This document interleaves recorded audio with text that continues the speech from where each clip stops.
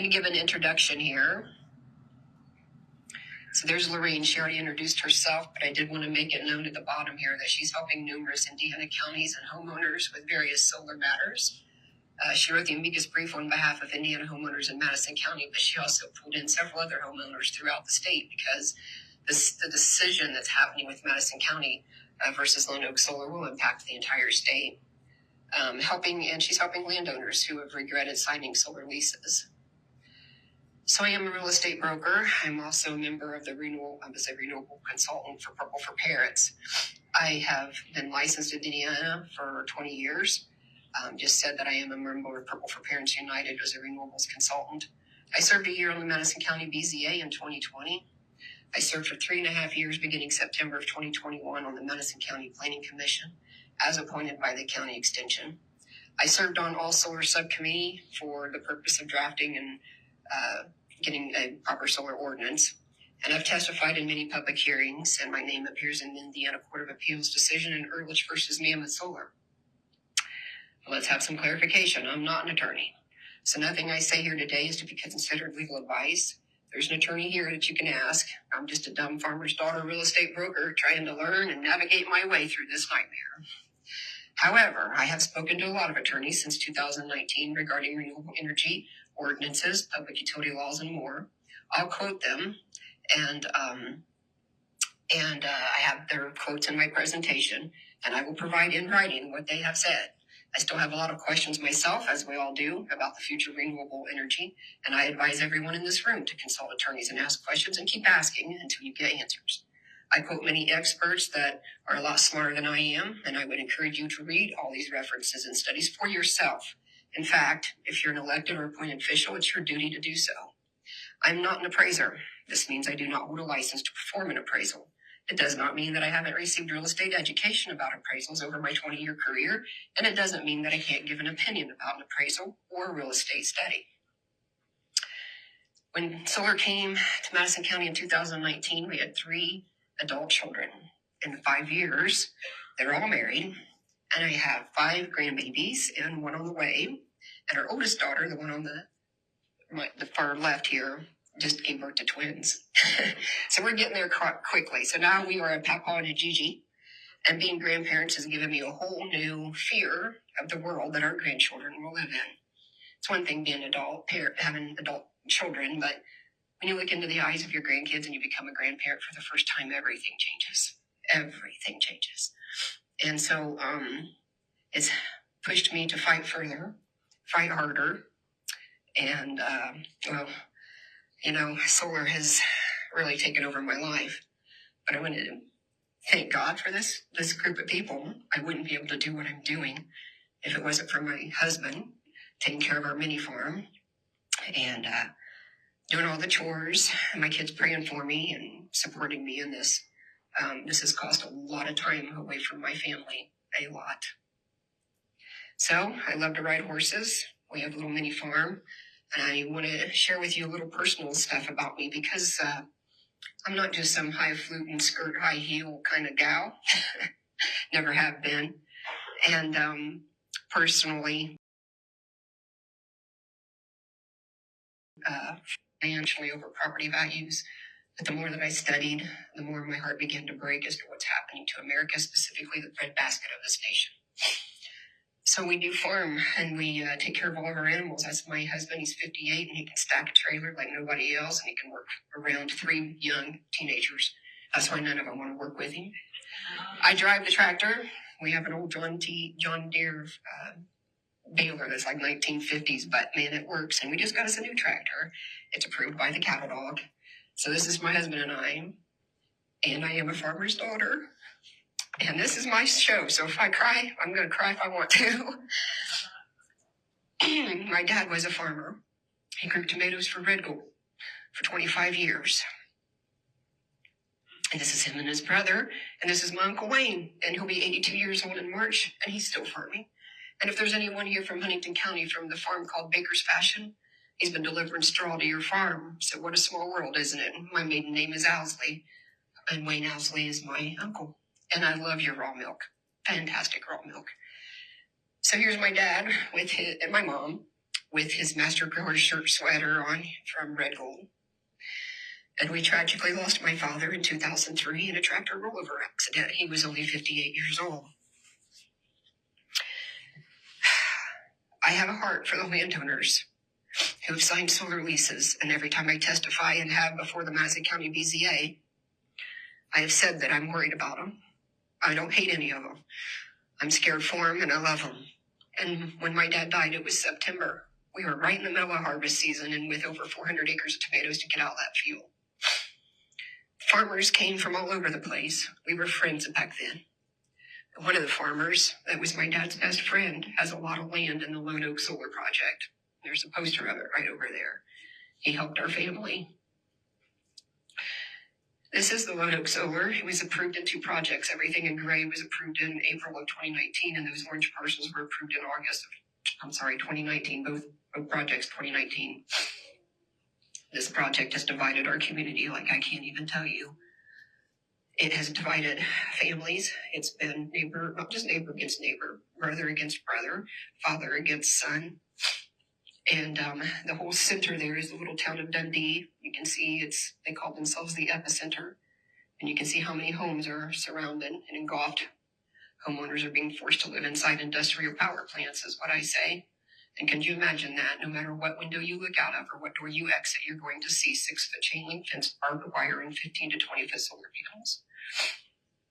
And I haven't stopped fighting, not just for the property values, because it is one of the biggest hot topics, because that's a civil right issue protected under the 5th Amendment to the Constitution.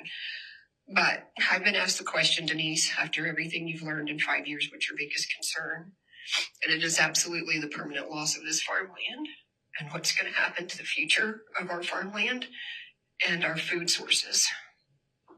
And I can hear my father in my ear telling me to love and forgive. They don't know what they're doing. Forgive them and help them. And I've consistently prayed and reached out to those family farmers, those friends. And so is my Uncle Wayne. He begged them not to continue to sign up more land, all those orange parcels. He went to every one of them. My Uncle Wayne looks a lot like my dad. There's times I see a profile picture of him and it stops me in my tracks. But I hear my father encourage me on to keep fighting for the breadbasket of America. And I sure miss the America I grew up in. So here's the topics of solar discussions. It started out with 5. Now look how many I have. We have property values and property rights, agricultural concerns and impacts, health, welfare, safety, decommissioning, overall financial impacts, tax abatement, economic revitalization areas, public utility laws, and Madison County's lawsuit and how the results could impact the entire state. We have local zoning on moratorium ordinances and more. The Indiana State Legislature on bills and the fight for local control. We have current state and nationwide education on renewables and the future of America's energy. And will it be affordable and reliable? And can we even achieve net zero 2050? And what's the truth about climate change, global warming, and carbon dioxide? And what is being taught to our children? And what fears and burdens do they carry? Are you overwhelmed? Me too, and I'm sorry.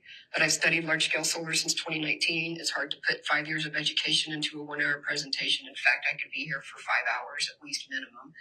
But I'll do my best to simplify this and condense the information for you. So get a pen and paper, take notes, take pictures of the slides if you want. Feel free to interrupt and ask questions if you have them. I talked to Mike Thompson about this, when to do questions, and I've got so many different things that kind of goes back and forth that I don't want you to forget. So I'd say just raise your hand and ask it, and I'll do my best to just take a limited amount of questions so we can keep going. We may not get through it all, but I'll do my best. Having some critical thinking skills and doing your own research is essential, and you must read the studies for yourselves. If you're going to sit there and let the other side tell you what they say, you're doing yourself and your community a disservice. You can actually take a drive to some solar plants and look for yourself and listen. And you can ask questions to other planning directors and those who live nearby. We also live in a world of fact-checking myths, conspiracy theories, and new words like misinformation, disinformation, malinformation. And is it real? Lies. Many times we can just go straight to the horse's mouth. And yeah, we have smiling ponies. My husband taught them to smile. So I was accused in Jefferson County of libel and slander. And I'm thankful for Lorene here by my side. And when you look up, the truth is an absolute defense against libel and slander, meaning if a defendant can prove that the statement they made was true, it completely negates the defamation claim against them, regardless of how damaging the statement might be. Key points about truth in a defense. You have complete protection if the statement is substantially true, even if not perfectly accurate in every detail. It can still be used as a defense against a defamation claim. And burden of proof, the defendant must prove that the statement was true, and no malice required, even if the statement was made with malice intent. If it is true, it is still a complete defense. I don't have any malice or hate in my heart. I really don't. But I don't like being called a liar, and neither does Mary McLean Clay. So let's keep going. You're under moratorium. Now what? What can a county do, and what should counties be warned about? Do we have local control? Well, we do for now, but our legislative session is in full swing with at least 6 bills dealing with energy or carbon capture and sequestration. There's House Bill 1007, House Bill 1628, House Bill 1529, Senate Bill 425, Senate Bill 457. Hope you guys are writing those down and looking them up and calling your state legislators and senators. We're going to need every voice we can. But let's discuss why counties should take a pause via moratorium and where we are right now with the laws and how we got here. Sure. You can get a picture of that? We'll have a recording of the presentations available on YouTube and link to Facebook along with the slides. So if you're in the back and you're not able to get a picture, she's going too quick, we'll get the information to you. Did I get them all, Joanne? Larry? I miss any? I don't know if I should call y'all out, but you deserve a standing ovation. These 2 people over here are fantastic to keep local control in Indiana. I'm so thankful they came here from Whitley County. Joanne Long and Larry Long have been in this battle a lot longer than I have because they were in it with wind. But Joanne has testified many times, and Larry's been there faithfully with her and, talking to our state. And people like that deserve to be recognized. This is a battle that I just cannot even tell you how much you get worn out. So this is Delaware County Commissioners meeting, January 3rd, 2022. And again, because I'm accused of libel, slander, and being a liar, let's just put this on Jason Cushman, the attorney, who has represented a lot of counties throughout Indiana as well until now Lorena stepped into this battle. This is 9 minutes, and I want you guys to hear it. So if this plays, does it have volume? Like how? Try it, and then I'll break the buttons. Let me go back. Hold on.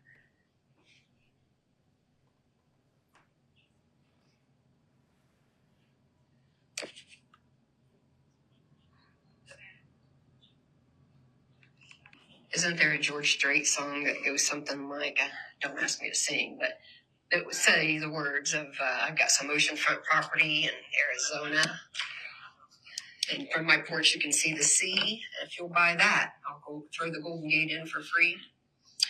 So kudos to Delaware County. I know there's a great group of folks over there, and Commissioner Stephen Brand is here from Delaware County. If you want some of Jason Cushman's information, maybe Stephen can help you get some of that. It's really good info to look at. I've got a lot of it up here in my binder. Let me tell you, that's not the first group that fought a big project in Delaware County. They would try to get a moratorium for a very, very long time. In fact, what you don't know is just prior to that, a few weeks, they had a county commissioner that wanted to put 35,000 acres, I got that right? 35,000 acres of Delaware County farmland into solar. And citizens fought back. Another project was released, and that's a whole issue. Most citizens don't know that here's more. Who's impacted? Where are they? And you've got to go to your recorder's office. You got to find where they are. And they found another, a whole bunch of more leases and found more homeowners that brought to more numbers to the battle to get back to the commissioners and continue to ask and beg and plead. And they lawyered up and brought Jason over there. And that day, right after they did the public testimony, and I just pulled out Jason Cushman's testimony. You guys need to go listen to the rest of the public. I mean, it's impactful. It is impactful. I can't watch it without crying. But Marta Moody, the planning director, came forward and she said, I'm expecting an application from Invenergy, which is the same company that is the developer in Madison County, any day. And the commissioners right then on the spot did a moratorium. Praise the Lord. That was awesome. So in 2021, nearly 60 counties passed resolutions to oppose House Bill 1381. Did you all know that Huntington County did that? Kudos to your Huntington County commissioners back then. And I don't care if you're for or against solar. The battle can keep local control is so important. Maybe you want it. That's fine. But it's not a one-size-fits-all for every county. We have different types of farmland. We have population. We have a different industry and people. And it's just not one-size-fits-all. But those in the red actually signed a resolution. Those in the white did not participate. And those in blue submitted a letter against losing local control. So there's been this battle in the state of Indiana. Yes? Oh, sorry. Get back to that. Yes. So Lorene covered this where we are with the state. We do have Senate Bill 390, which was a follow-up to Senate Enrolled Act 411, which created a voluntary renewable energy program. And it said Senate Bill 390 would incentivize implementation of consistent solar and wind energy standards for Indiana counties rather than requiring statewide compliance. It was the opinion of some of the people that went down there that argued, where was the citizens involved in this? Why weren't we consulted? And this bill was, in their opinion, and what they said was a love letter to renewable energies. And it had a lot of insignificant things that was in it. And thank God, House Bill 1381 was defeated, and then we became voluntary. One of the things that's been an argument in Madison County, and because I was on the solar subcommittee, our attorney said that you cannot say no to solar. And I know that Jason Cushman said Henry County did that. Well, he's like, I ain't doing it. He said, Denise, if they get a lawsuit and they win it, finally, we'll adopt their ordinance, or Hamilton County, who did an overlay. He said, we'll go that route. But he said, right now, he said, I ain't doing it. And it's because of Indiana Code 36728. And again, I'm not an attorney. Lorene can answer your questions on this, but I'm just going to tell you what it does say. It says, as used in this section, solar energy system means either of the following: any solar collector or solar energy device whose primary purpose is to provide for the collection, storage, and distribution of solar energy for space heating and cooling or water heating. Or any structural design feature of a building whose primary purpose is to provide for the collection, storage, and distribution of energy for space heating or cooling or water heating. And then when you go to section B, a unit may not adopt any ordinance which has the effect of prohibiting or unreasonably restricting the use of solar energy systems other than for the preservation or protection of the public health and safety. Section C, this section does not apply to ordinances which impose reasonable restrictions on solar energy systems. However, it is the policy of the state to promote and encourage the use of solar energy systems and to remove obstacles to their use. If I had $1 for every time that a pro-solar attorney quoted that part, I might have been able to fight our lawsuit by myself. Reasonable restrictions on solar energy systems are those which, they tell you what's reasonable. It doesn't significantly increase the cost of the system or significantly decrease its efficiency or allow for an alternative system of comparable cost and efficiency. I don't know if you're aware, but residents from Shelby County, Indiana asked for legislative review. And from my research, by the way, Shelby County was the first county to get some large-scale solar. Started down there in 2018. Just a real quick review. They're now finally building Speedway Solar. But if you get online and research, they have been fighting that for a long time. And then they realized by going to the recorder's office, there's a solar development in every single township. I mean, like every section of the entire county. And so this facility that was approved, it was first denied, and then they removed someone from the BZA, put someone else on, brought the solar project back around, and now it was approved. And now I'm going to tell you, there was one homeowner that's like, I ain't having this, and he got an attorney. And the solar developer, according to my contacts in Shelby County, they bought his house, and to him it was a house, not a home. He could move. So he sold out, got out of Dodge, but the rest of the people are still there. But Shelby County's fighting real hard. We have some wonderful people there that also, fourth generation farmer, Kyle Barlow, again, been at our state house to help preserve ag land and fight for home rule and local control. And Kyle is a member of the county council, and his group has continued to educate Shelby County. And they wanted to know if that code applied to commercial solar energy systems and what would define a solar energy system as commercial. This is the response they got back from Indiana State Senate Legislative Assistant Sarah Potter.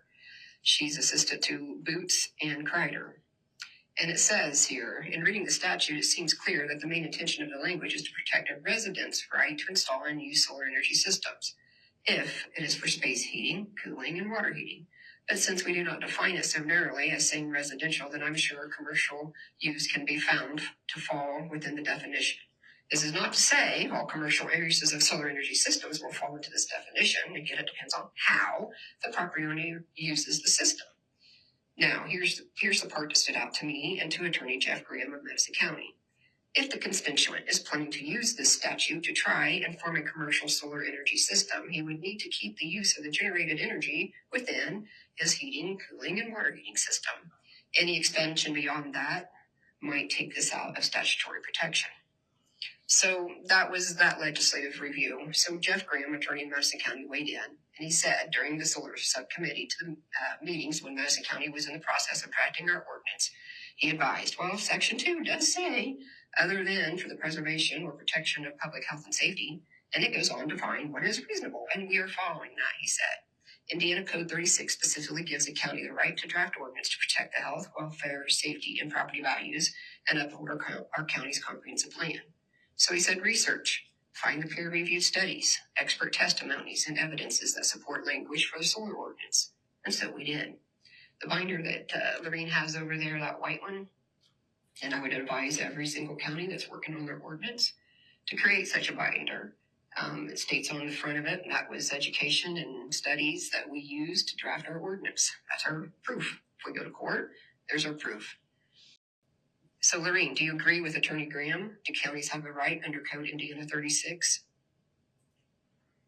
Yes. What is the focus of a planning commission or BZA member? Do BZA members have to consider the financial promises when they make a decision on solar applications? A member being told they must vote for the solar project or they will be sued by the developer. Is that question anywhere in Indiana Code 36 that we have to say yes because we're going to get sued?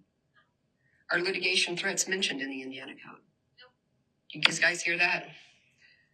So, Attorney Terry Hall to the Madison County BZA. When we first fought in 2019, we had an attorney. Her name was Terry Hall.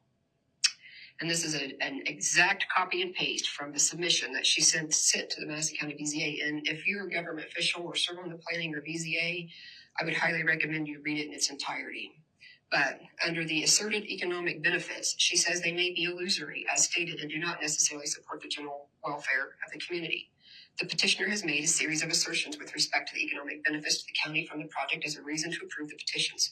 The calculations underlying these assertions have not been publicly disclosed, so it's difficult to determine if the amounts, as stated, would be in fact correct. However, even assuming them to be true, the economic benefit analysis fails to take into consideration what economic benefits the project will displace. The petitioner has stated the project represents $110 million investment, and this investment is expected to generate an estimated $60 million in economic benefit that's split between the income to the landowners and additional property taxes.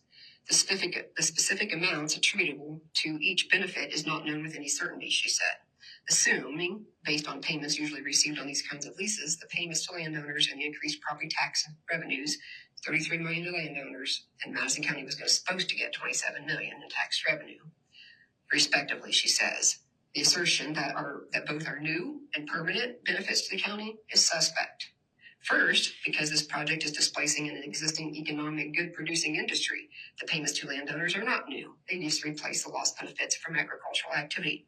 Indeed, given that farming has an economic multiplier effect and that it actively spends and supports other businesses, while the project will be a passive economic business actor, the economic benefits is either a wash or will in fact be less than what is currently being generated.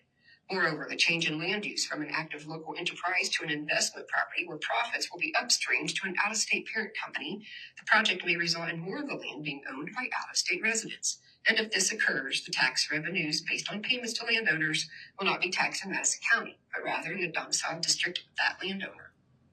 Second, while it is true that the installation of solar equipment will result in new assessed value and tax receipts, It is not necessarily true that the expected tax receipts will continue or remain at the same level. First, the petitioner has stated that the project may be sold in whole or parts to public utilities. If the project is sold to a governmentally owned utility, the solar equipment is exemption from taxation. Did you get that? You want me to repeat it? You got that? So, if the project is sold to a governmentally owned utility, the solar equipment is exempt from taxation. If you fell asleep on me with this reading, wake up and listen to that one. Second, there are transactions which can act to reduce, now listen to this one, reduce the assessed value, and thus the tax receipts, including but not limited to a sale, a leaseback transaction, multiple sales, perhaps to a related party in back, where the fair market value is reset with each sale, and some financing transactions that may result in reduced values and corresponding reduced tax receipts. All of these transactions are legal and not foreclosed in the petitioner's application. The petitioner has not made any assurances that this new income, this new tax income, is permanent or that it may not be significantly reduced over time. And without conditions on transactions that could produce the asserted tax benefit, approval of the petitions on the basis of level of estimated lifetime taxes is not warranted. Well, that's a lot to say, but it's very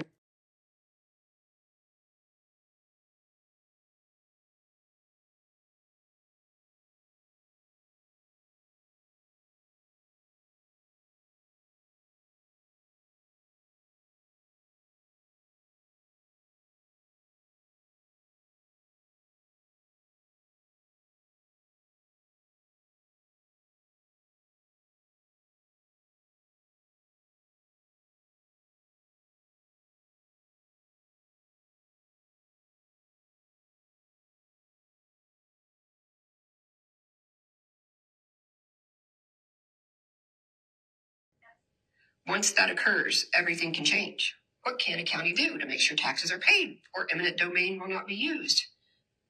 According to attorneys who helped Madison County, there is nothing they can do. So I wrote to Jason Cushman. I'm sitting on Madison County Planning Commission and in the solar subcommittees. So here's some free legal advice for y'all. Hi, Jason. The reason for this email is to see if you'll give me advice on your letterhead. Just to remind you, I received the vote from the County Extension Board to appoint me to the Planning Commission. I officially took my seat in September of 2021. But I need clarification on Indiana Code 8.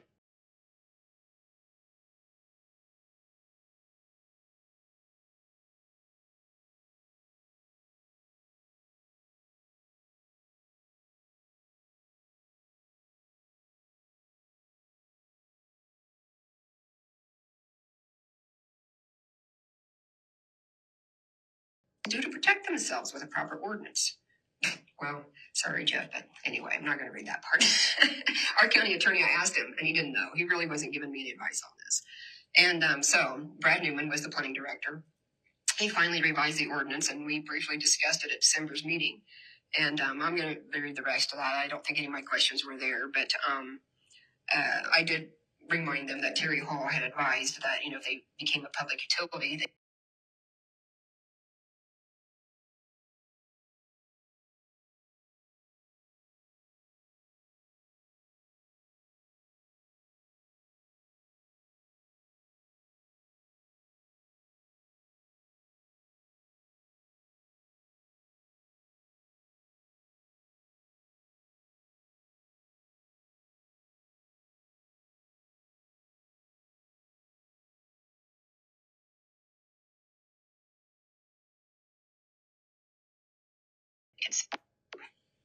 And he talks a little bit about what he's seen counties do as property value guarantees and work on your setbacks and other things that you can do. But he says a county, however, this next highlighted section, cannot remove eminent domain capabilities of a public utility. Please review this email in Scott's below and let me know if this addresses your questions and whether it makes sense to put this in a letter for you to read in light of your findings. So Scott Federoff replied, and he said, basically, there's nothing that can be done on the local level. State law preempts local law, and federal law preempts both. By way of example, neither a state nor a county can pass laws that violate the First Amendment to the Constitution. So since Indiana has a state law that covers utilities, a county cannot pass an ordinance to change the process. As it appears, that is your question. Could the county do anything? I only took a shallow look at the utility statute, but it does seem to look like if Invenergy can meet the standards of the state statute and regulations, they could become a public utility. To give any death answer would require quite a bit more research, but it's outside the purview of the BZA. Again, the eminent domain statute is state law and would govern. The bottom line is that the BZA had a chance to turn down the project under the requirements of state law and did not. There, in my opinion, is nothing else they can do. And from a practical perspective, I can't see them going down this road, at least for now. And I agree. I never said it was going to happen for now. This is a 35-year lease that we're talking about. What's going to happen in 35 years was in the back of my mind. He says, right now, they're using the whole tax revenue avenue to sell the projects. And if they wanted to own the land, they would have already purchased the parcels. I would be willing to wager a fair sum that they'll just bleed the government subsidies out and then walk once it's not profitable. So then I ask one more time, Jason, could you clarify one thing? I understand that an ordinance cannot trump state and federal laws, but could a BZA, as a condition placed on the project, accomplish the protections that we seek? Example, solar developer cannot sell the project to public utility or apply to become a public utility. Does the BZA have the power to restrict or trump over state and federal laws? Thanks, Denise. He says no, at the very bottom, a condition cannot trump state or federal law. So there you go. What's the future going to hold?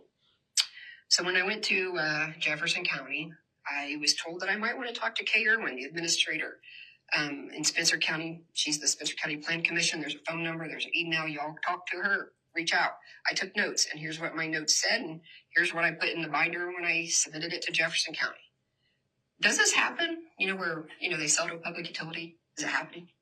Spencer County did not have a lot to do with the Troller Solar project because Orion came in to develop it, she says. But then the leases were sold to Vectren, who was a public utility. So Orion said that they didn't have to do anything or abide by the county's conditions because they were a public utility now. So Orion pretty much did what they wanted when they built it. There was no oversight by the county. When Vectren bought it, they were very difficult to work with, but then CenterPoint bought out Vectren. Had Orion kept the project and not sold it to a public utility, we would have had oversight. And originally they had to have county approval. Now that the CenterPoint has brought it to Vectren, has bought it from Vectren, they are easier to work with, and they have contacted us for proper permits and involved the county. But Orion originally built this project, and they removed the topsoil and are notorious for doing that. I'm not a fan of Orion, she said. After the first meeting I had with Orion, they just give you the feeling that when they left, you need to take a shower. He's a nice enough guy, but they come across as sketchy, she says. The county experienced erosion, runoff, drainage issues. There was a lot of mud on the roads and highways. It was atrocious. It has not been a good experience with Orion at all. It was a mess. And you would need to talk, though, to the assessor on what the tax revenue has been. I don't know if they are tax exempt. Also, Orion was a developer for the Grandview project in Spencer County, and they said they wouldn't cut trees or remove topsoil, but they've done that over there, too. All of that are her words, Kay Irwin, planning director from Spencer County. So Lorene did tell you that the Lone Oak Solar case has went to so many levels. Madison County residents have fought this so much. I mean, this is the second trip to the Indiana Supreme Court. Citizens took them there the first time. Now we're headed back there a second time. We're the first county in the state of Indiana to do that. We do have some notoriety. We have the first county to stop taxing.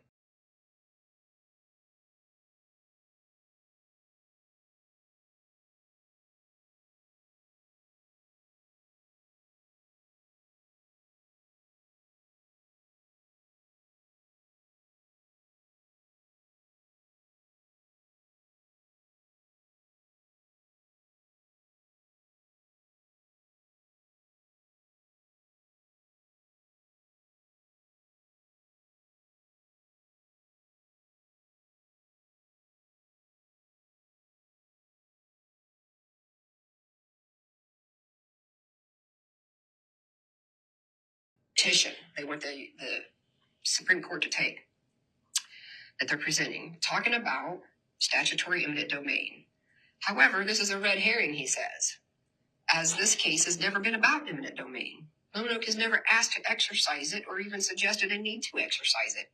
Therefore, Lone Oak's arguments related to its prior waiver of eminent domain and any IURC's restrictions on its use are merely hypothetical.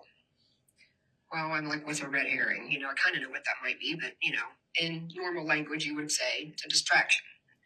And I got that right, Lorene? Yep, you're good. And so at the bottom, it talks about, in legal documents, it has a meaning that the first and most common meaning refers to a distraction or an irrelevant issue that diverts attention from the main points of a case. Huh. Lorraine, have you read the briefs that Lone Oak submitted in the Indiana Court of Appeals and Supreme Court? I have. If Lone Oak gets what they want, could eminent domain be a part of the future for solar plants? Do solar leases discuss this? Have you ever seen a lease discuss eminent domain with a landowner? Really? Wow. Should they? I think they should. But landowners and farmers should get compensated, right? If there's eminent domain, you get compensated for your land. Would that be based upon prime farmland price before the construction of the power plant? Or would that be based upon a depreciating power plant? Who knows? Who knows? But if I was a landowner who signed a solar lease, I would want to know. And that's why I cry a lot for the landowners in my county, because I hear my dad saying, Denise, love them, help them. This whole public utility lawsuit with Madison County, it's a big deal, pretty big deal. So I always tell people that are fighting to get on the internet and Google Indiana Citizens Planner Guide. If you're here and you serve as a commissioner or a planning commission member or a board of zoning appeals member or a planning director, you ought to be familiar with this. This should be your Bible. And I went to a print shop and I had mine printed for myself and binded just for me, because when I got on the BZA, my planning director just gave me chapter 2, BZA basics. And I'm like, where's the rest of this? She goes, well, that's the only one I printed for you. So I went and printed my own because I like to research. I like to be thorough. My county's future is at stake. I'm not going to sit there and not be educated. So let's talk about chapter 8, zoning ordinances. And please note that the highlights and the red text emphasis are added by me. How does a zoning ordinance help the community? It says Indiana Code lists the following purposes for local zoning ordinances. You are to help secure adequate light, air, convenience of access, safety from fire, flood, and other dangers. It could lessen or avoiding congestion in public ways. It promotes the public health, safety, comfort, morals, convenience, and general welfare, and otherwise accomplishes the purpose of Chapter 4, your local planning. Some zoning regulations are related to concepts of public health and safety, such as limitations on building in floodplains and requirements for adequate setbacks and driveway access, but most of all fall under the broader and less defined category called general welfare. Primary objectives of general welfare include protection of property values, look right there, lower public costs, and enhancing the livability of residential neighborhood. My goodness, enhancing the livability of residential neighborhoods. So, did you know in Chapter 8 there's a section called Agriculture Districts? And it says that the purpose of an agricultural district is to provide for and preserve viable agricultural land. In the past, many communities have struggled with what uses to permit within ag districts. Many landowners attempt to portion off parts of the property for family residences or residential subdivision development. In keeping with the overall intent of the district regarding preservation and growth, non-agricultural or maintenance structures should be kept to a minimum. This also reduces the need for potentially expensive public utility extensions to these often outlying properties. And right there, I put a little note. It's interesting how many public utility extensions are now being placed in rural areas. There's a section here called farmland preservation. Did you know farmland preservation is not just about food supply, but it's about rural landscapes and lifestyles? And in the Rhode Island University on property values, this is a study they quoted, and it says solar installations require over 10 times more land area than non-renewable sources to generate the same amount of energy, and the requirement of large land tracts for their construction has become the largest cause of land use change in the United States. Now, if you're in zoning, you know where land use changes. And you know that in your Citizens Planner Guide, a lot of times it's said, if it land changes, like it doesn't necessarily ever go back. The chance of it going back is slim. But they're calling this a land use change. That was a concern. I thought they was going to go back to farming. We'll talk about that soon. But what about aesthetics? Did you know the U.S. Supreme Court upheld the right of communities to use zoning for aesthetics in a landmark 1957 decision called Berman versus Parker? Writing for the court, Justice William O. Douglas, he stated, the concept of the public welfare is broad and inclusive. The values it represents are spiritual as well as physical, aesthetic as well as monetary, and it is within the power of the legislature to determine that the community should be beautiful as well as healthy, spacious as well as clean, well-balanced as well as carefully patrolled. In the present case, the Congress and its authorized agencies have made determinations that take into account of a wide variety of values. It's not for us to reappraise them. If those who govern the District of Columbia decide that the nation's capital should be beautiful as well as sanitary, there's nothing in the Fifth Amendment that stands in the way. According to Daniel R. Mandelker in his book Land Use Law, a clear majority of courts hold that aesthetics alone is a legitimate governmental purpose in land use regulation. But according to solar developers and the appraisers that work for them, view shed shouldn't matter, and homeowners are not entitled to a view. Have you heard that? I've heard that a lot. We're not entitled to a view. But the Supreme Court, U.S. Supreme Court, sure thinks aesthetics are important. Lorene, I'm going to ask you a question about that. U.S. Supreme Court decision, that's not going to trump over. She's still sitting over there? Well, my question would be, maybe y'all can determine the answer, but you got a U.S. Supreme Court decision right there. Gives your county the right, draft a proper ordinance. And I just gave you all of the stuff in the Indiana Citizens Planner Guide. If you're sitting on these boards, why aren't you reading it? Maybe you are. Sorry, I'm getting a little worked up. Let's talk about property rights. So Lorene did cover this. Oh, there you are. That U.S. Supreme Court decision, landmark 1954, Berman versus Parker, gave counties the right to draft ordinance over aesthetics. How likely is that to get overturned? Fairly unlikely, I would say. But you never know if you're talking about, Indiana Supreme Court or. No, U.S. Supreme Court. I mean, less likely. This is a U.S. Supreme Court decision. Well, I mean, if a county wrote an ordinance to protect, like just what I said here, farmland preservation is not just about food supply, it's about rural landscapes and lifestyle. I mean, we talked about that. Go look at your comprehensive Yeah. plan. If you don't believe me, go look at your comprehensive plan. I guarantee your comprehensive plan has something, goal, mission, something at the very front of it. And I can guarantee it says you want to preserve your farmland, love your farmland, you want to do all you can to preserve your farmland. Yeah. All of them. Everyone that I've read in Indiana so far say. So let's get to the property stuff, property values and stuff. So property rights. The Fifth Amendment to our nation's Constitution protects the right to private property in two ways. First, it states that a person may not be deprived of property by the government without due process of law or procedures. In addition, it sets limits on the traditional practice of eminent domain, such as when the government takes private property to build a public road. Under the Fifth Amendment, such takings must be for public use and require just compensation.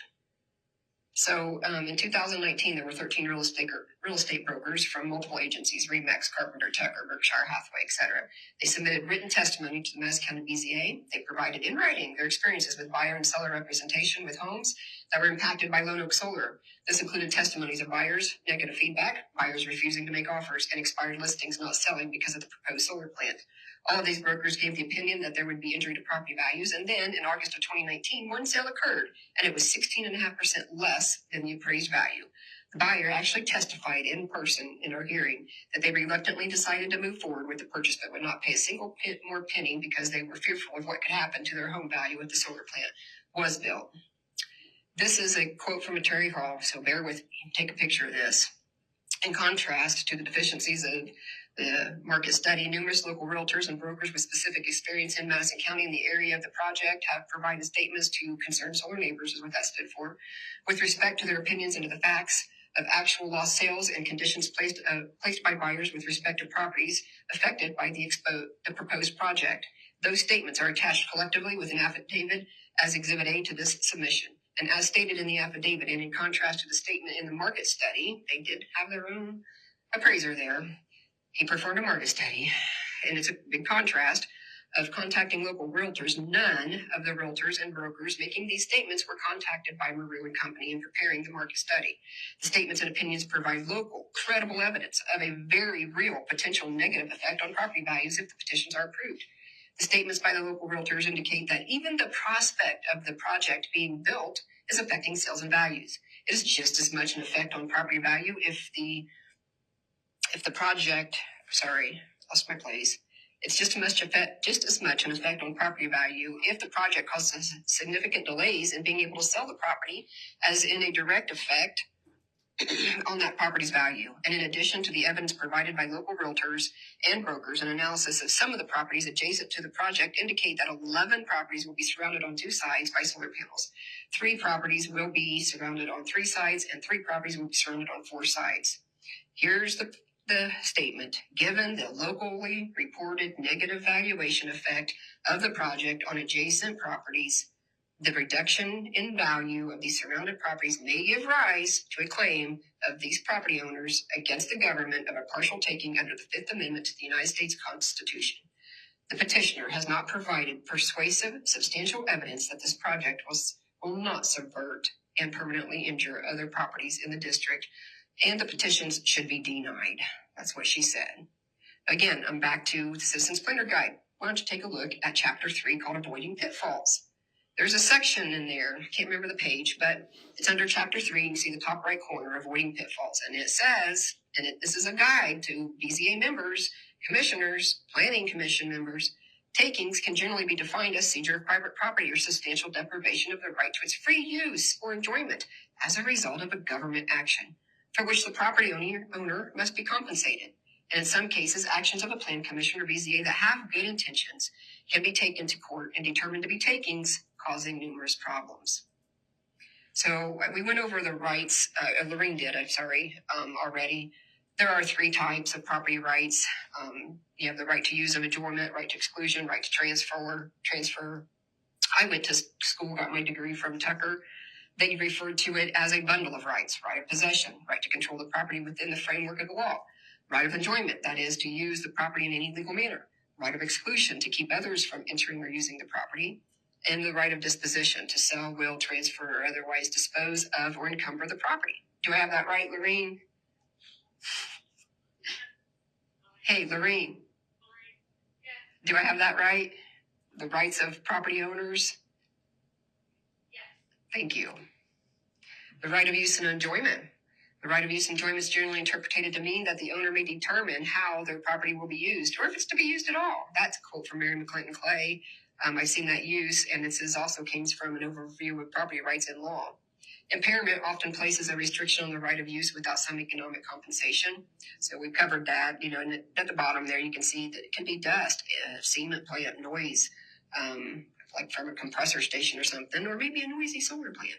Pollution from a nearby factory will restrict the use of enjoyment of impaired property without compensation. There's a right of exclusion, and that provides that those who have no claim on the property should not gain economic benefit from enjoyment of the property. I would argue that I don't believe, a non-participating owner signed anything with in my county, they didn't sign anything. So, they didn't give them any kind of exclusive right to do these things to them.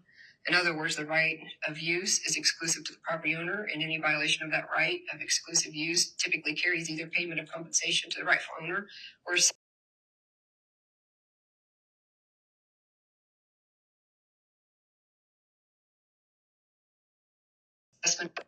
But what if you can't sell it?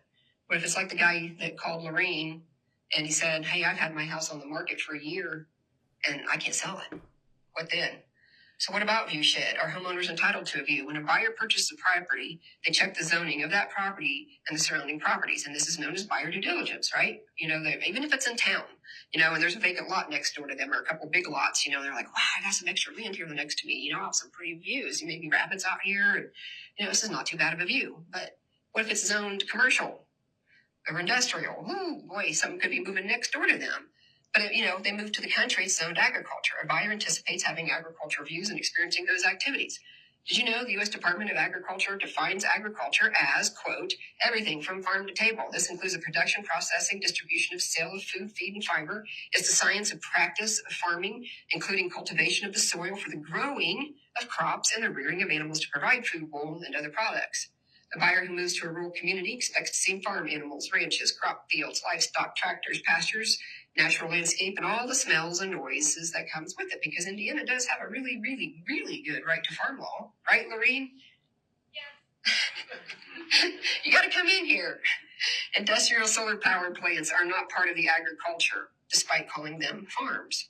I've not read any changes in the USD agricultural definitions. Lorene, have you? Anybody else that's a farmer in here seen a notice that, solar farm's part of the ag? I haven't. I don't see anybody raising their hand. A buyer that sees industrial or commercial next door will anticipate shopping, retail, business, warehouse, factories. This is all about zoning. Our planning commission's following their comprehensive plans. So, Lorene, what's it coming to with a nuisance? And, Attorney Scott Federoff attempted to explain this. Do I have this right? That's my question to you. He said, coming to a nuisance is a legal term that describes a situation where someone cannot complain about a nuisance, like noise, odors, or other disturbances, if they were aware or should have been aware of that nuisance before they moved into the area or bought the property. So imagine you move into a neighborhood where a factory's been operating for years, making loud noises and emitting smells. If you knew about this issue before you decided to live there, you might not have the right to complain about them later. This principle is based upon the idea that you accepted these conditions of the area when you chose to live there. Homeowners who have lived there first have the right to object to new development that pose nuisances. And certainly those buyers who move to a rural community understand that they'll be dealing with agricultural activities, and I just told you what they were. So is that a good description of coming to the nuisance? You know who's there first? So have you ever read a solar lease? And I'm going to read this, and I'm sorry it's going to take me a bit, but you're going to want to hear it. This was actually read into public testimony on November 14th, 2023, when the Madison County Planning Commission was drafting our ordinance. A citizen from the public who was impacted by solar had this read into the public comment. This is on the record. Have you ever read a solar lease that landowners sign? Unless you show a lot of interest in signing up your farmland, the leases are hard to gain.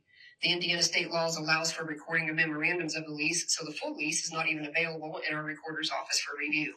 But I've been in possession of a lease from the Lone Oak Project because they wanted some of my farmland. Read section 2, grant of additional easements, he says. And I'm just going to read the highlighted sections. Owner hereby grants and conveys to grantee the following additional easements upon, over, and across, and under the property, and all other property that is adjacent to. I have a problem with that. All other property that is adjacent to or relatively nearby the property. Okay, we're clear. And is owned or controlled by the owner.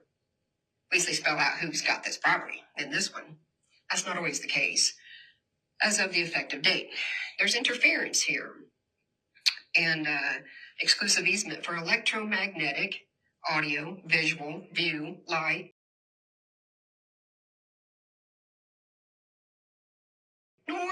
or other effects attributable to the solar generating equipment, the project, or any site activities. In no event shall grantee or its related persons be liable to owner for property damage or personal injuries to the owner or its related persons attributed to risks of known and unknown dangers associated with normal day-to-day operation of electrical generating facilities, such as noise, electromagnetic fields, glare, any runoff, or altered drainage patterns resulting from the grantee's grading of the property. Some leases in a neighboring Indiana county have regretted signing and want out of their leases, he says. These leases have been shared. They were shared with this guy. And he said, I want to read you a couple sections of one of their leases. Section 8.3, it says, owner recognizes the need to exercise extreme caution. Well, I thought these things were safe. When in close proximity to any of the project facilities. Owner agrees to exercise caution at all times and to advise the owner parties to do the same.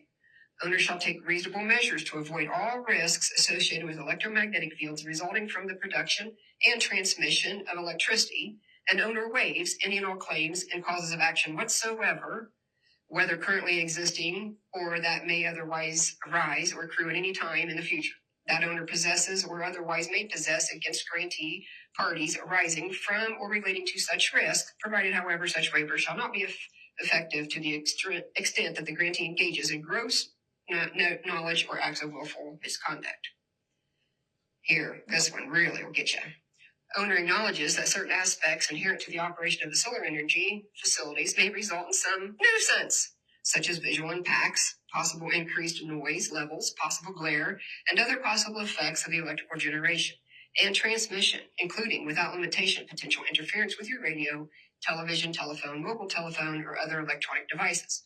Without limiting the grant of easements made in Section 2 of this agreement, the owner understands and has been informed by the grantee that the project facilities on the property may result in some nuisance, and they hereby accept such a nuisance and waives its right to object to such a nuisance, provided that the grantee complies with its obligations in this agreement. And he says, how many times does the developer just call their own project a nuisance?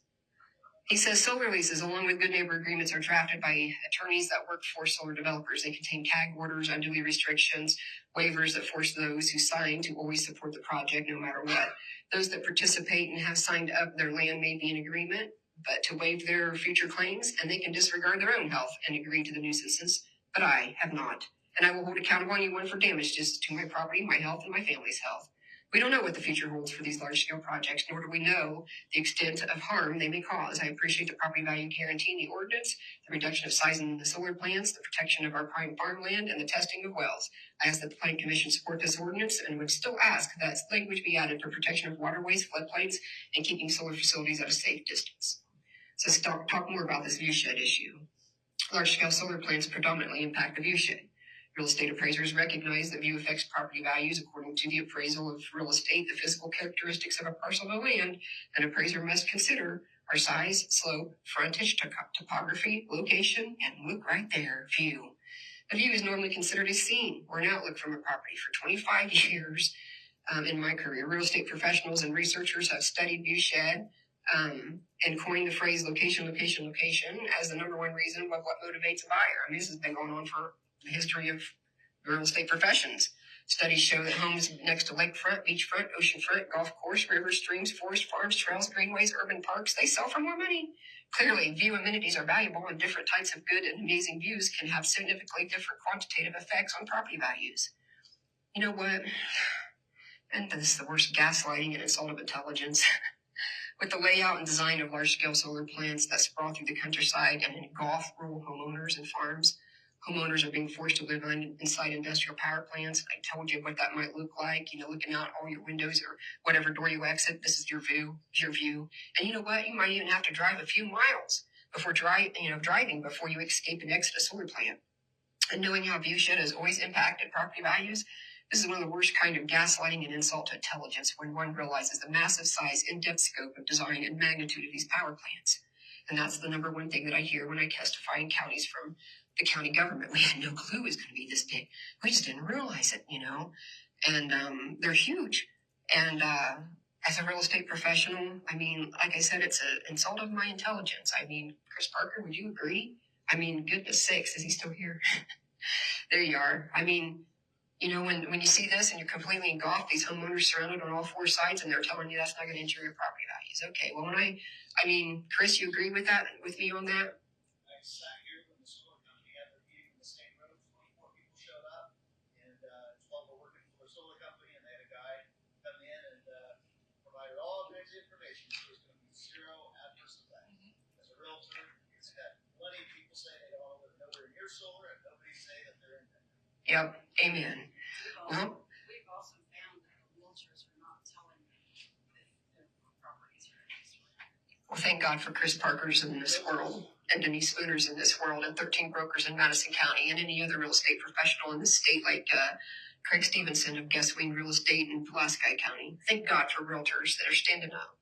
Realtors who represent sellers have no responsibility to convey any information that would undermine the seller's interest and would be in position of liability to do so.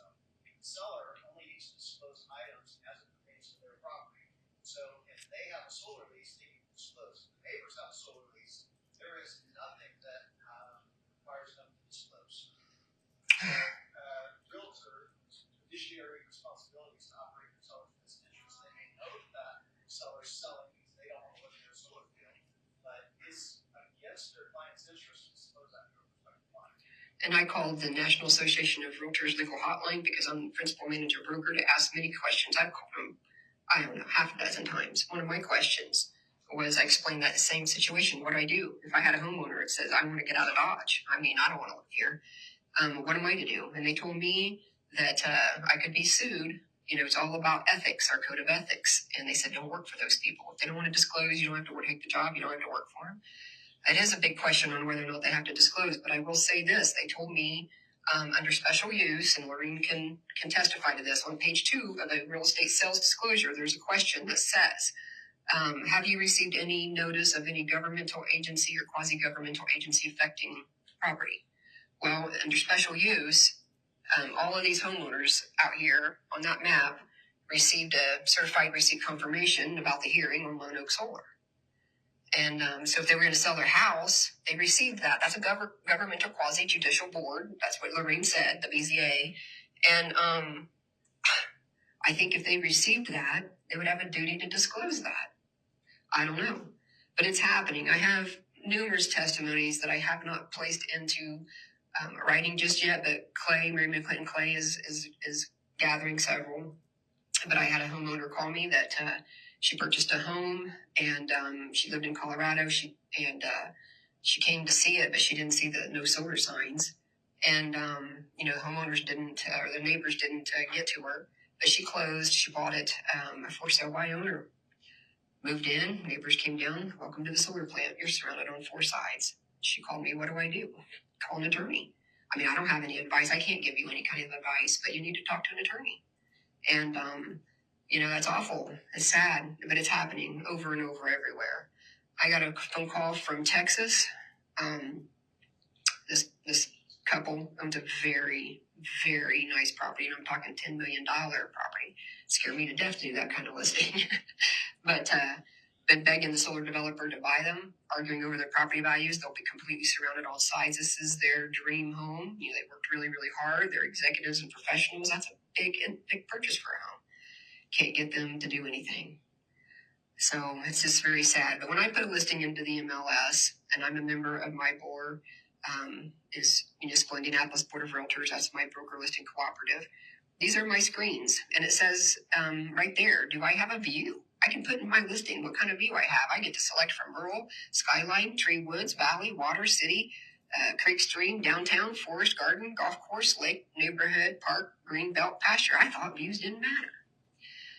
Appraisers take into consideration and add value for views. MAI appraiser Mary Clay said, since views from a residential property often carry a large premium, changes to a desirable view may be perceived by the market as having negative impact on value. When a desirable view is blocked, the question of damages is often questioned, and of a butter's rights, the property owner's rights to air, light, view, visibility, and access. This concept is particularly significant in areas where the market is legally or largely driven by scenic landscapes, like where she's at in Kentucky. She talks about the bluegrass and historic districts. Among the arguments currently espoused by the solar industry to minimize the significance of viewshed is that no one is entitled to a view. However, this opinion is contrary of that of the Federal National Mortgage Association, Fannie Mae. As one of the 2 largest purchasers of mortgages in the secondary market, along with the Federal Home Loan Mortgage Corporation, that's your Freddie Mac, the view is considered to be one of the property characteristics that these appraisers are required to consider as indicated on the following FNMA Residential Appraisal Report Adjustment Grid. She has it right there, circled view. They got to give a value for that. And we're back to the Chapter 8, Farmland Preservation. I just bought food supplies about rural landscapes and lifestyles. And we're back to that 1954 on aesthetics. So this is a quote from Terry Hall, our original attorney. She said, this is an incompatible land use. And this quote, if you're a commissioner, planning, BZA, this quote, take a picture of this screen. This has guided me in so many decisions that come before the BZA, and I don't care what they are, whether it's variances or classifications of rezoning, whatever. But this was a great quote. Zoning ordinances are enacted for the health, safety, and welfare of all residents, protecting property rights in both directions. The right to enjoy your land, but also the right of your neighbor to enjoy his or her land. Ordinances are intended to promote a safe, healthy, viable framework for development and compatible land uses that work in harmony with each other to promote developmental goals that increases the value of your community. Community is all about the people, right? There's a reason why certain uses are designated permitted uses and certain uses are designated special uses. Special uses or exceptions are so designated because they have characteristics that are or may be incompatible with the zoning district and require special scrutiny in design, siting, and developmental effects, and may require additional restrictions to mitigate the incompatibility. Special uses whose incompatibility due to design, siting, or relevant factors that cannot be mitigated by additional requirements or restrictions should not be approved. That's a farm. That's a power plant. Y'all clear? Energy sprawl. Remember that Rhode Island University study is the largest driver of land use change in the United States. And is predicted to rise 27% by 2040. The pace of development in the United States is more than double the historic rate of urban and residential development, which has been the greatest driver of conversion in the United States since 1970, and is higher than projections for future land use from residential development or agriculture. So how did we get here, and what's the history lesson? My education began in 2019 while standing up for property rights against Lone Oak Solar. It's 120 megawatts, 1,890 acres of prime farmland in Madison County. And at that time, North Carolina was the second in the U.S. with solar development because their state gave tax incentives, and so the solar industry flocked to North Carolina and began building like crazy. In 2019, when the Lone Oak Solar project came, appraiser Michael Maru, the Cohn Resnick, and Texas University Studies were the only real estate studies that our county's planning director could find. And these studies are mentioned in Richard Kirkland and Mary Clay's reviews. And while doing my research in 2019, I noticed something. The sizes and locations of large-scale solar plants mentioned in the studies are very different from what is being built in my county. In early 2019, the majority of solar plants in North Carolina were small, and I couldn't find one larger than 71 megawatts. Even looking online, photos of solar plants did not look like what was planned in my county or across the Midwest. Where were all the houses? This is a 42 megawatt plant in North Carolina. This is a 71 megawatt. That's the largest I could find. So this is Idlewild in Jefferson County. It impacts 723 homes. This is Lone Oak Solar, 199 homes within 1 mile. Here's your, I don't know what it's called. But anyways, that's one of this in one of your solar plants here in Huntington County. This one's your paddlefish. I think that's bowfin. Look at that. Sure looks different than what was being built. There's 3 pro solar appraisers, Cohn Resnick, Maru, and Kirkland. Those are the ones that I've seen the most in Indiana, although recently I've learned that there is another one in Texas, but that's Texas, not the Midwest. This is Mary McClinton Clay's resume. It's actually 4 pages. See all that red? She's 75 years old. This lady has done more damage studies, is referred to from the Wells Engineering, who was hired by the Kentucky Siting Board as a leading industry expert. And she has come up for air on this. And she has survived a Daubert challenge. You know what that is? That's where they scrutinize your credentials to make sure that you are who you say you are and that you can testify and that you know what you're doing. She survived one, less than 50% do so. And every one of those court cases, you see those highlighted court cases? Every one of them were settled in her client's favor. She never lost a single court case, not one. And when she's testified against solar, and she has, I know in Pueblo County, Colorado, Ohio, when you get her in person, she wins. Here's the rest of the studies. And I got a note here that says you guys want to wrap up soon. I don't know how much further I have, but I'm going to keep going. If you guys want to leave. Whoever wants to stay. I guess that's where I'm at. I'd like some time to do some Q&A. Okay. Well, no one's raising their hands. If you guys got questions, raise your hand.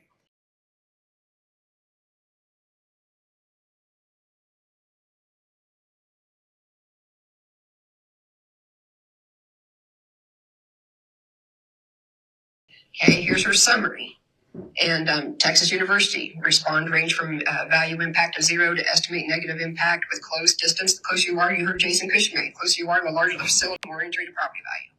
This other lady looked at the solar farms and come up with 8.7 or negative 12. Study limited to solar farms less than 5 megawatts. This is small scale solar. And I want you to keep that in mind. Not one single study that we have right now has looked at homes that are engulfed and surrounded by solar farms. I haven't found one. I asked Mary Clay, have you found one? She's like, nope, but she's trying to do some. Okay, so you need to realize that these studies are much smaller. There's a university study. You heard Jason Cushman cover that. And I have here in my slides, I'm going to go quick, but this is the actual Texas University study. And the solar industry concludes there's no injury. But if you don't read this for yourself, commissioners, planning commissions, BZA members, or the community, read it and point it out, the highlights for these people. You know, maybe they don't have 2 hours to sit and read a study. I understand, but you know, they need to. It's their duty. My goodness. It says, you know, yeah, they results show that while a majority of survey respondents estimated a value impact of 0, look at the highlight. Some estimated a negative impact associated with close distance between the home and the facility and larger facility sizes. You know, they keep going on. You know, here's more. And when they look at this stuff, There's more quotes by them that talks about injury to property values. And here's something else that I thought was really interesting. And, I've not seen this in anybody else's reports, but these findings highlight that larger facilities tend to be sited in areas with low incomes. And he says, while not definitive, these findings raise preliminary concerns regarding equity in the locating of utility scale solar. They suggest largest utility scale solar facilities are most likely to be located in areas where they have lower incomes. And here's a chart, everything in the dark blue, talked about negative impacts. And this one, the results indicate that the distance does impact value. So if you're in your solar subcommittee meeting and you're talking about, I need a bigger setback, here you go. Here's your evidence to do that. It says they indicate that distance does impact estimates, with greater distance between the home and the installation being associated with less negative estimates. So when you look at the Rhode Island, I looked at, what's the largest solar farm in Rhode Island? And that study, by the way, also covered Massachusetts. So largest in Massachusetts, 3 megawatts. Largest in Rhode Island was 21 megawatts. That's not what they're building here, people. We have in 2013, Fred Beck, he did a study down there in North Carolina. I told you about how they all flocked down there in North Carolina, had a lot of solar. That's how I ended up meeting Heiniger and Egerlin. And there's a community where they call them Clay County Board of Equalization, but it's commissioners. They lived in this subdivision. You know what they did? They appealed their assessments and they lowered them 30%. There's a 30%, example. And he talks about view as well. Then we have Mr. Mark Heckman. He's an appraiser in Pennsylvania. And he did a study on viewshed on the solar project. And I guess got to read the quote, sorry. He says, it's reasonable to conclude that a loss of 15 to 20% for degradation of view is reasonable and credible, since many properties would go from good view to objectionable view if they now had to see thousands of solar panels. He also noted this solar application and proposed site plan encompassing some adjacent homes on 3 and 4 sides reminds me of an era when there were no zoning regulations. How sad is that? Good grief. And then he said, submitted Andrew Lines, that's the name of the developer's appraiser. He's also a member of CohnReznick, by the way. His solar property impact study reporting no impacts was unacceptable, woefully inadequate data, very deceptive, misleading, fatally flawed analysis, and lacked the transparency required to produce an ethical and credible conclusion. Mary McClinton Clay took on CohnReznick in Pueblo County, Colorado. I have all those documents. You ought to read that battle that happened between the two of them. And again, they turned down the solar project. In 2019, the CohnReznick study was presented to Madison County. And they had 9 solar farms in there. Look at the amount of acreages and the megawatts, and look where they're located. I made this conclusion. I'm like, what's being done all over Indiana? Well, at the time, this is all I could find, but look at that. Pretty big difference, isn't it? And where are they located? Just so you guys are aware, the CohnReznick and Kirkland studies, those are the exact studies they used to sell solar here in Lincoln County. In the same university. Well, I asked my planning commission, I took that study, I threw it on the table, passed it down. I said, can you all look in there and tell me where are the houses that are surrounded on all sides? Can you even find one house affected on 2 sides? Nope, there's none. This is an apples to oranges comparison when homes are being completely engulfed by a solar plant. And I said these things same over, would you buy one of these homes? It's unconscionable to approve and I said it's unconscionable to approve these massive projects based on such incompatible data. Anyways, go on with Mary McClinton Clay's, these are her quick, the quick summaries. In Madison County, I told you we had nearly 16.5% loss. She did a solar case study on the analysis of 7 adjoining properties in the North Star. Oh, that was fun. North Star, Minnesota, Chisago County. It's a solar farm out there.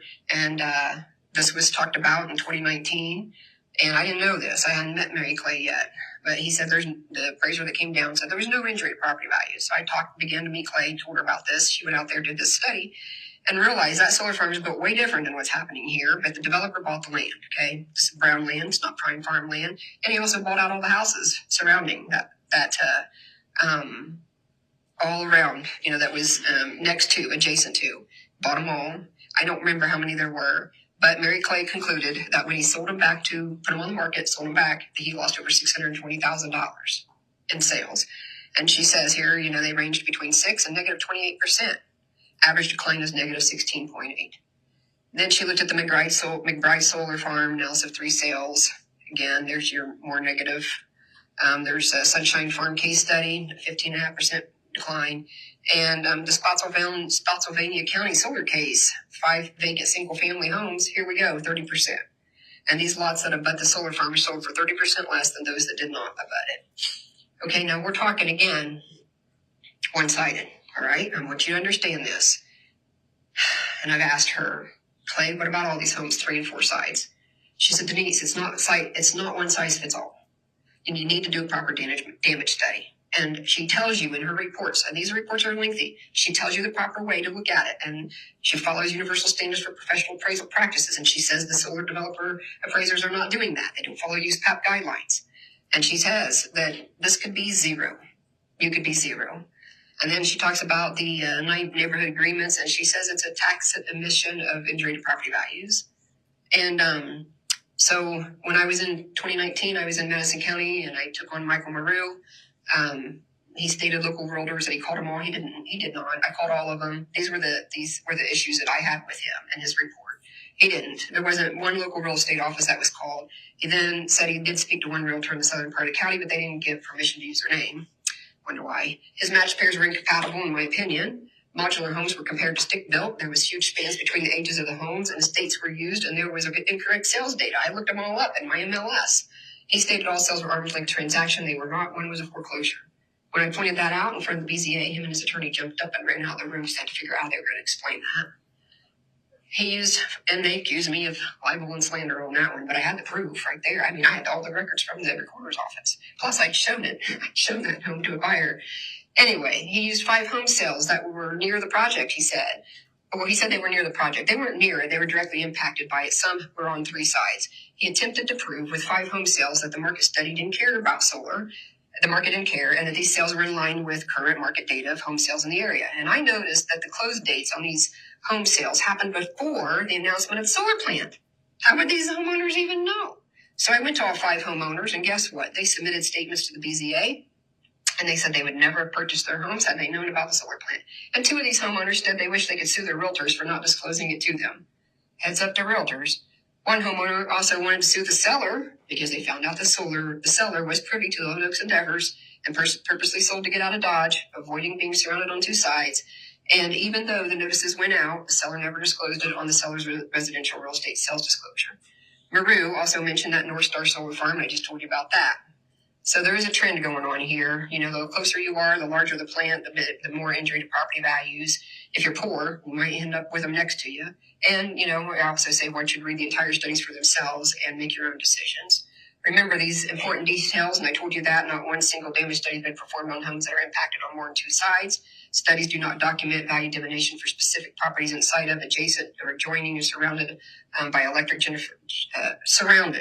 generating facilities. And regardless of all sources of types of study, all independent studies state some, even if it's small, you know, because of your smaller solar farms, diminution to these property values. While studies promoted by the solar industry declares there's never any damage. They explain away any small diminutions, but they always say there's nothing to see here, move on. Clay has said the evidence presented by the case studies of 100 megawatt or less solar farms indicate that there could be damaged properties at least 6% to up to 30% impacts. And again, this is only on one-sided. A proper damage study performed by a qualified appraiser will reveal the truth, she says. The market doesn't lie, the numbers don't lie. And so when Clay went to Jefferson County on behalf of Attorney White, this is the first time that Mary McClain Clay has reviewed a study by Richard Kirkland in the state of Indiana, at least to my knowledge. Her letter is 20 pages. There's appendixes that are labeled A through I and are 86 pages in length. She explains with great detail about the appraisal process and teaches your county government all about it, about how to do a damage study and adhering to USPAP guidelines. She states the review considered the report's methodology, claims, and omissions. It is my professional opinion that Kirkland's report is fundamentally flawed, non-credible, and not consistent with the uniform standards of professional appraisal practice. The report should not be used for any decision-making purposes relating to the proposed Idlewild utility-scale solar energy power generating system. And in response to Kirkland's claims to discredit Clay, she says, it is notable that the appraiser acknowledges this office and attempt to discredit its involvement in this area of appraisal work. This office work or testimony has been presented to planning commissions in Clark and Hardin counties, Kentucky, Pueblo County, Colorado, Madison County, Indiana. I think that Clark and Hardin County is Yeah, that is Kentucky. I was thinking it was Ohio. But she also did a deposition under oath to the Ohio Siting Board. I have that too. In all 5 instances, the solar developer's application was denied. Mary Clay told me Kirkland's claims against her are false. And Mary Clay has submitted a separate real estate study on transmission lines too. I mean, like I said, she's been in this business for 30 years doing damage studies. She's got tons of stuff to share. So now in Indiana, here's your battle. It's Clay versus Kirkland. Who are you going to believe? And I go into more, but if you guys want to stop here, I do want to tell you something. You got to hear this. I'm sorry, but I'm going to skip to agriculture. You guys want to take questions on property values? I'll just we covered the North Star, Clay's review of Maru. That's her review of the North Star. Oh, my time in Pulaski County. Did you know the Indiana Court of Appeals in Mammoth versus Ehrlich made a decision and they upheld real estate broker Denise Spooner and real estate broker Craig Stevenson and said that people had standing and proved that their property values would be injured. My name appears in that court case, not Kirkland, not Maru, and Maru was there. And I'll never forget, I do say that in here. When I went up there, I didn't know he was the one being used. He didn't know I was sitting in the audience. And so I went up and said all those things that he said in Madison County and expressed my concerns, submitted all the documentation. Plus, I had Mary Clinton Clay on my side in that, too, with her new study on North Star. They asked him, if I got this right, Jennifer, they asked Maru, would you want to provide rebuttal? And he said no comment and sat down. There you are. There's the Indiana Court of Appeals decision. But I got called into a deposition. If there's a worst time in my life, I endured 8 hours of deposition with 5 solar attorneys drilling me with questions over property value studies, everything under the moon, including vaccines, my lifestyle, health choices. It's completely insane.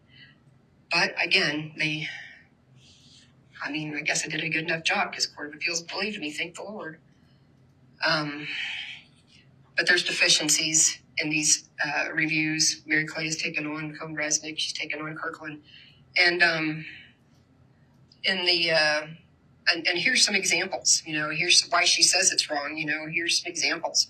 And then this protrudes down. In that particular solar farm, they had 26.8% decline in those homes that lived down there next to the solar compared to all the rest. The single most largest financial investment Americans can make is purchase of a home. If you're fighting to protect your home, talk to an attorney. And I do want to end with this on this. Let me tell you about my local hero, Katrina Hunter. And I got it memorized, so I can just tell you. She came before the BZA in 2019. She said, I hired an attorney, my husband and I, and we hired him from Hamilton County because we didn't want him to know anything that was going on in Madison County. He came in and he's setting a bunch of solar farm signs, and he said, what in the world's going on? She said, ignore those signs just to price the house, and I'll tell you later. So he did. And then she says, well, we're going to be surrounded by a large-scale solar farm on 3 sides of my home. He says, what's that? And she tells him what it is. He said, you might as well bulldoze your house and sell the land to the developer because I won't be able to sell this. No one would be able to sell this. No one would want this. And that's what he said to her. And she testified that in writing. It's in the public record. Then, you know what else she did? She came back in 2022. And she said, I've been doing my education. I've been hearing Denise Spooner talk about property values, and there's more stuff she presented. And I got into that Indiana Citizen Plate in her guide, and I read that unfair taking. And she said, I'm submitting a petition. She goes, I've been talking to my neighbors. Here's a list, and I can't remember the number of names, 28, 38. She said, I'm going to tell you something right now. See all the homeowners on this list? We promise we'll file either jointly or on our own for an unfair taking, and I'm putting this county on notice. We're going to sue you. We've sued every decision that's came out of this courthouse, and we're going to sue on this, and we're not backing down. That's a Katrina Hunter for you, and that's why she's my hero. And she gave that to the BZA, and I did want to correct Lorene on this. One of the men that was sitting on there that voted yes in 2019 voted no in 2022. It took me 3.5 years of preaching and praying and educating